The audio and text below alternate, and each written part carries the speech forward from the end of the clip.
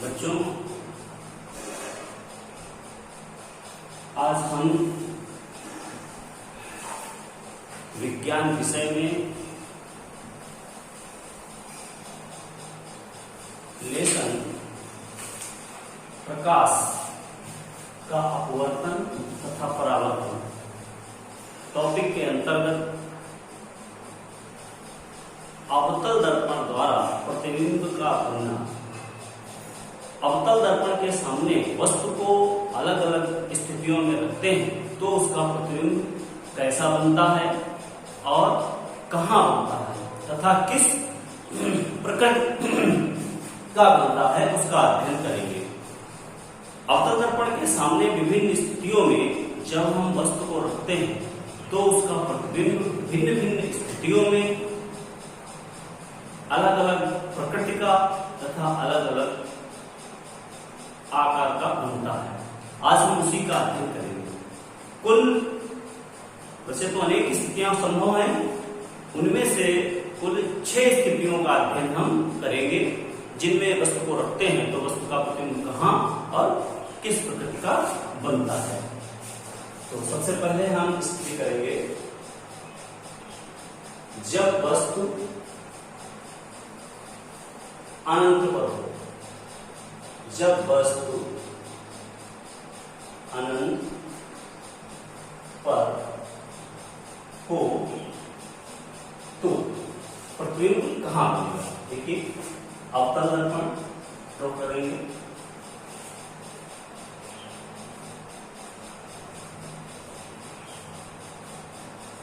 ये हमारा अवतल दर्पण है। इसकी जो उभरी हुई सतह है इस पर पॉलिश होती है और जो अंदर की ओर दबी हुई सतह है वो परावर्तक सतह होती है। इसको नाम दे देते हैं M1 M2 और इसका जो मध्य बिंदु है इसको हम कहते हैं दर्पण का ध्रुव।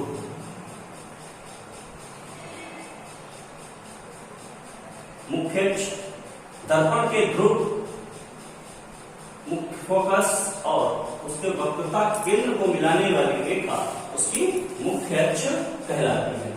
माना कोई वस्तु बहुत दूर अनंत पर स्थित है, ए बी कोई वस्तु अनंत पर स्थित है, इससे 2 किरणें चलती हैं। एक किरण इसके फोकस से होकर जाती है। अनंत पर स्थित वस्तु से आने वाली समांतर किरणें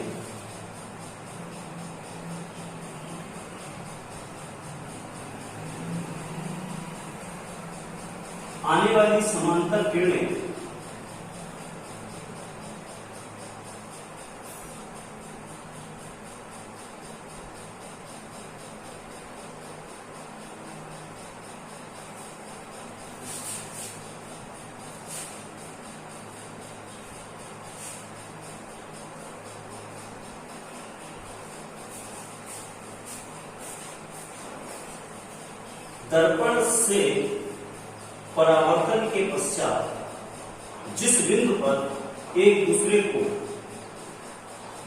क्रॉस करती हैं उसी बिंदु पर दर्पण का प्रतिबिंब बनता है। इसको नाम दे देंगे A डैश B डैश। पहली किरण इसके मुख्य फोकस से होकर जाती है जो परावर्तन के पश्चात मुख्य अक्ष के समांतर हो जाती है। दूसरी किरण इसके वक्रता केंद्र से होकर जाती है जो उसी मार्ग से वापस लौट जाती है। दोनों किरणें जिस बिंदु पर एक दूसरे को काटती हैं उसी बिंदु पर प्रतिबिंब अनंत पर स्थित वस्तु का प्रतिबिंब बनता है। प्रतिबिंब कैसा होगा, यानी कि प्रतिबिंब जब वस्तु अनंत पर हो तो प्रतिबिंब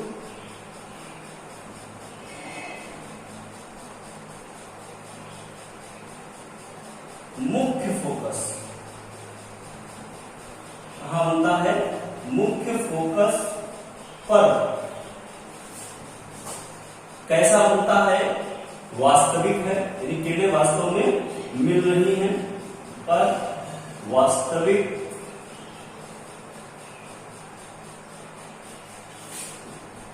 उल्टा व से बहुत छोटा होता है, वह वस्तु से बहुत छोटा होता है।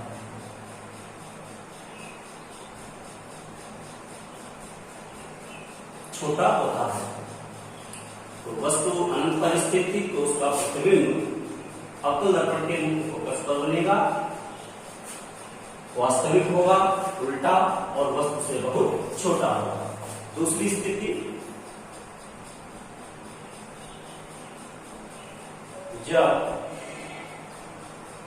वस्तु वक्रता केंद्र यानी सी और अनंत के बीच में हो, जब वस्तु अनंत व वक्रता केंद्र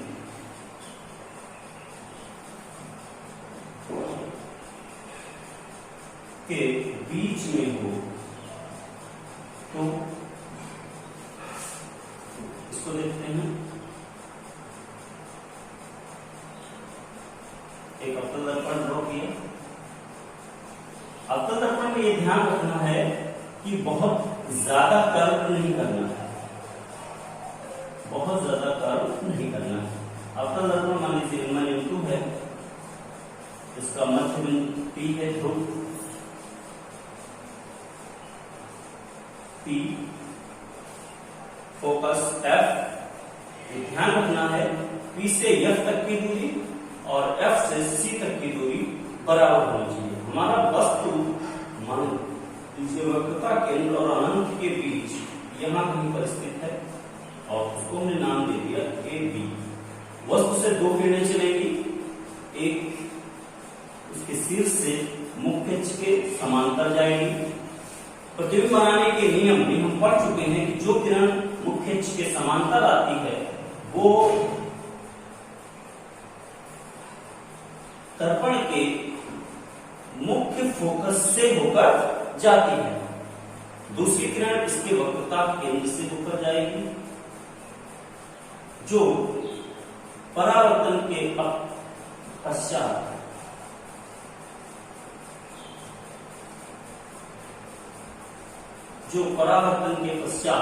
अपने ही मार्ग पर वापस लौट जाते हैं। तो इस प्रकार इसका जो प्रतिबिंब है वो C और F के बीच में बनता है। जब वस्तु अनंत व वक्रता केंद्र के बीच में हो तो प्रतिबिंब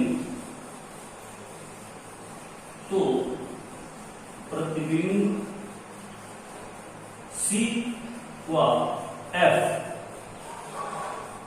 के बीच में कैसा है, वास्तविक,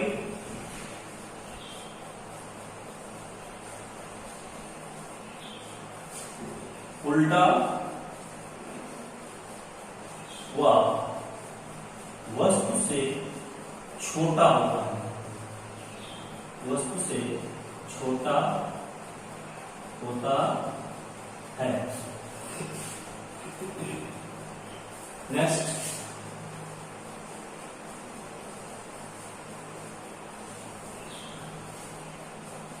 नंबर 3, जब वस्तु वक्रता केंद्र पर हो,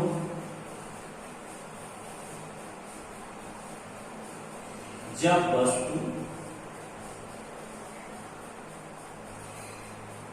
C पर हो तो देखिए इसको किस तरीके से करेंगे।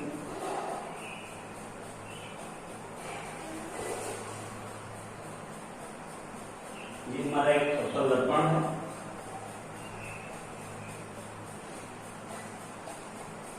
M1 M2, मध्य बिंदु ध्रुव, फोकस और वक्रता केंद्र C। मान लीजिए कोई वस्तु वक्रता केंद्र C पर ही स्थित है, AB, दो किरणें इससे चलेंगी, उसी तरीके से एक मुख्य अक्ष के समांतर जाएगी, जो कि दर्पण से परावर्तन के पश्चात कहां से होकर जाएगी, मुख्य फोकस से होकर जाएगी। दूसरी किरण फोकस से ले आते हैं जो फोकस से किरण होकर जाएगी वो दर्पण से परावर्तन के पश्चात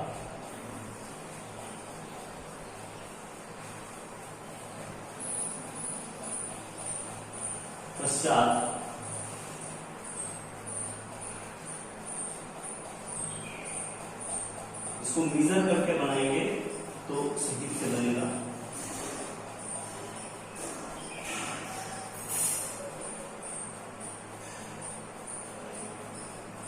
परावर्तन के पश्चात मुख्य अक्ष के समांतर हो जाती है और दोनों किरणें जिस बिंदु पर एक दूसरे को काटती हैं वहीं पर वस्तु का प्रतिबिंब बनेगा।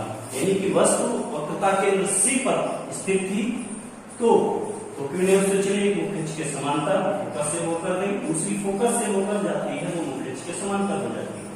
दोनों किरणें एक दूसरे को B' पॉइंट पर काटती हैं, यहीं पर वस्तु का प्रतिबिंब बनेगा। कहां पे बनेगा? वक्रता केंद्र। तो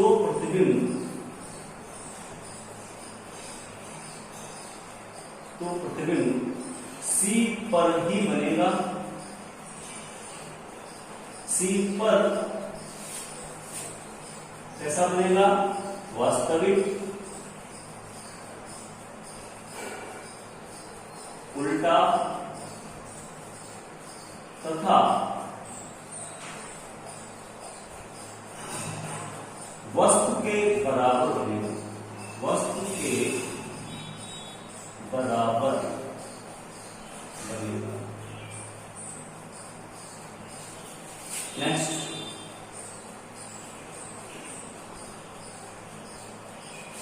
जब वस्तु C और F के बीच में हो यानी वक्रता केंद्र और मुख्य फोकस के बीच में, जब वस्तु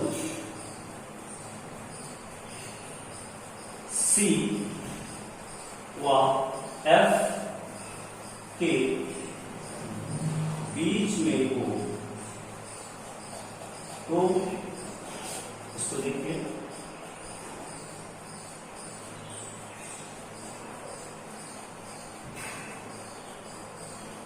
आपका लगता रहेगा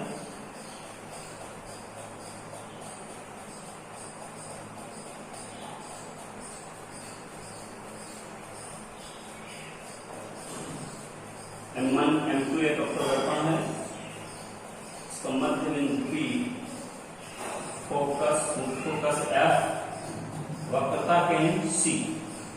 वस्तु मान लीजिए C और F के मध्य में है, A B। कोई वस्तु C और F के बीच में है, एक किरण मुख्य अक्ष के समांतर गई जो कि फोकस से होकर जाएगी, दूसरी किरण फोकस से होकर जाती है।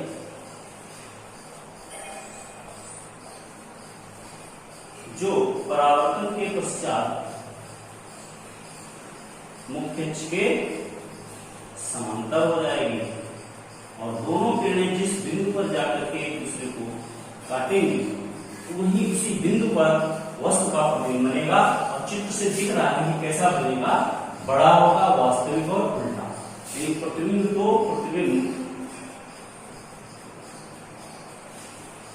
तो प्रतिबिंब अनंत व C के बीच कैसा होगा? वास्तविक, उल्टा तथा वस्तु से बड़ा होगा। वास्तविक, उल्टा तथा वस्तु से बड़ा होगा। नेक्स्ट,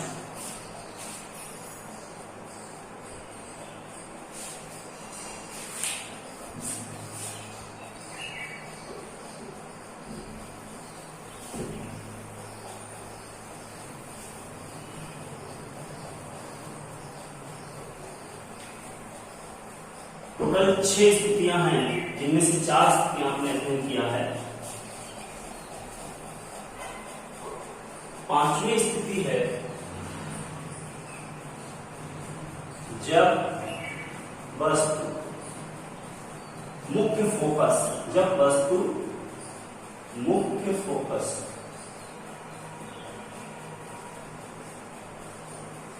पर स्थित हो तो देखिए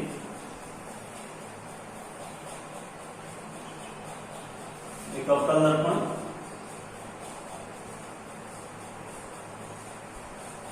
M1 into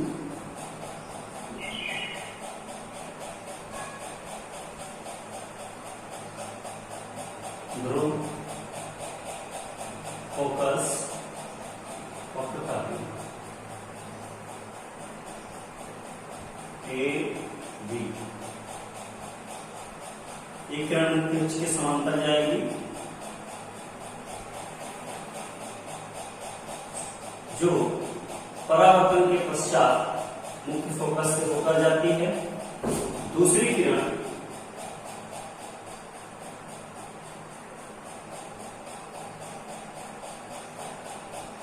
उसके वक्रता केंद्र से होकर जाएगी, जो कि परावर्तन के पश्चात उसी मार्ग से वापस लौट जाती है। ये किरणें एक दूसरे समांतर हो जाती हैं और ये कभी भी एक दूसरे से नहीं मिलेंगी, यानी इसका प्रतिबिंब जो है वो अनंत पर बनेगा, अनंत पर बनेगा। तो प्रतिबिंब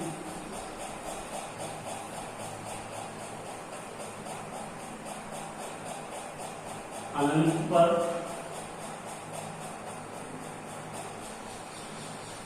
वास्तविक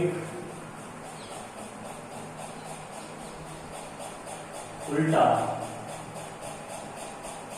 एवं वस्तु से बड़ा होगा, वस्तु से बड़ा बनेगा। लास्ट स्थिति है जब वस्तु F यानी मुख्य फोकस व P यानी ध्रुव के बीच हो,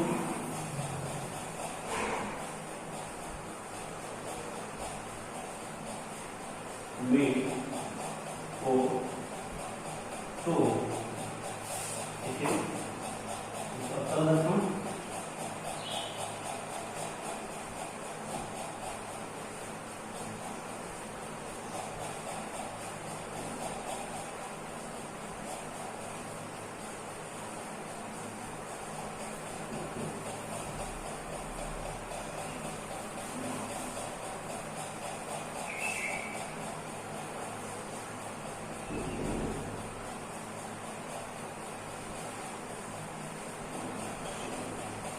मुख्य अक्ष ध्रुव M1 M2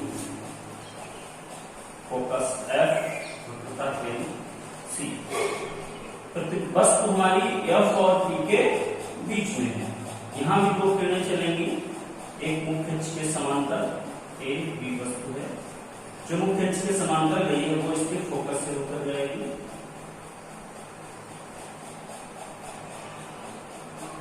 इस तरीके से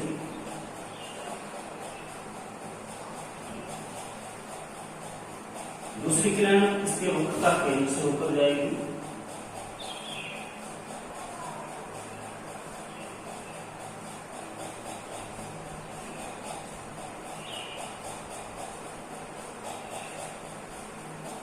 तो वक्रता केंद्र की तरफ गई है उसी मार्ग से वापस लौट जाएगी।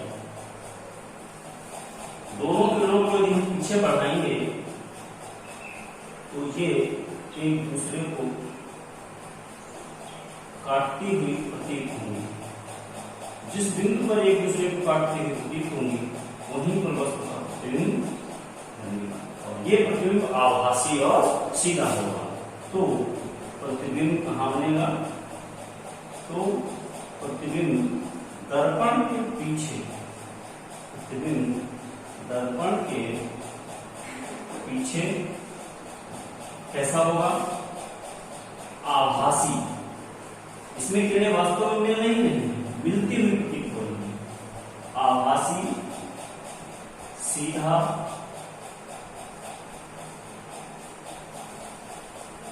व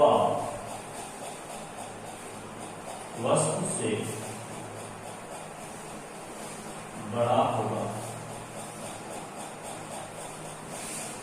तो इस प्रकार हमने 6 स्थितियां अवतल दर्पण द्वारा विभिन्न स्थितियों में यदि हम वस्तु को रखते हैं तो प्रतिबिंब कहां, कैसा और किस प्रकृति का बनता है।